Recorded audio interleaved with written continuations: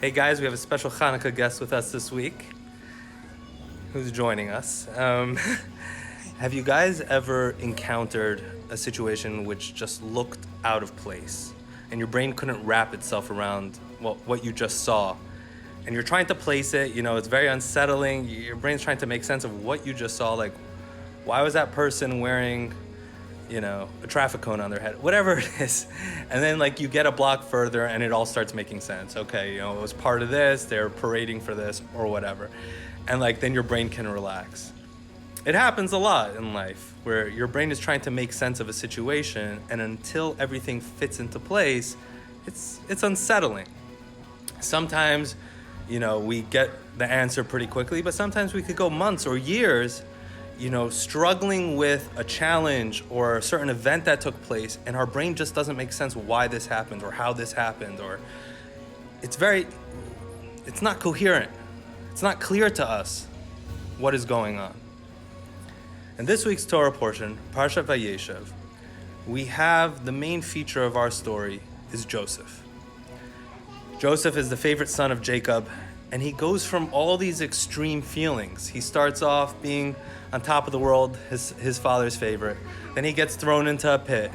Then he gets sold to Potiphar. And then he becomes the manager of Potiphar's estate.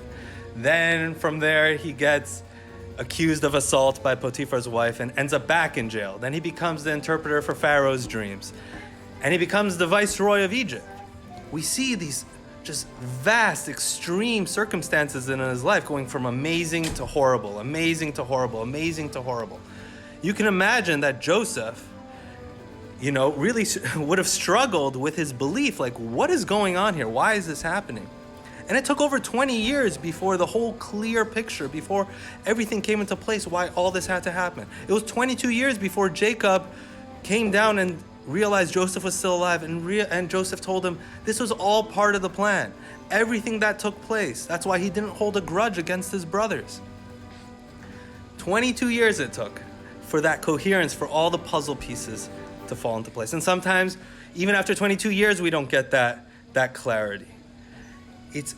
Can we see the long picture? The parable of the beautiful, intricate tapestry, where if you view a beautiful tapestry from the back, all you see is chaos. You see threads and yarns going every which way. It looks like a total mess. It looks like a project that was done in kindergarten. And then you go around to the other side and you see it from the front and you see a beautiful, intricate tapestry. Sometimes in our life, we're viewing our life but from the back of the tapestry. We see all the chaos and we don't see how it all makes sense and everything makes sense. Sometimes towards the end, we get that clarity. Sometimes we don't. Where we see all the beautiful tapestry, exactly why everything happened for what it did. She agrees. And even the story of Hanukkah, with the message of light. The Jews were tested. Their faith was tested. They went through a lot of challenges, and it would have been normal for them to give up and say, this is too hard. We have too many challenges facing. Why go through all this? What's the end game? What's going to be the finished product? And the message was, keep lighting each candle, one a night, right? It's very simple to say. What's one candle going to do? It's so dark in the world. One light's going to make a difference. Every night we add another one and another one until we have all eight.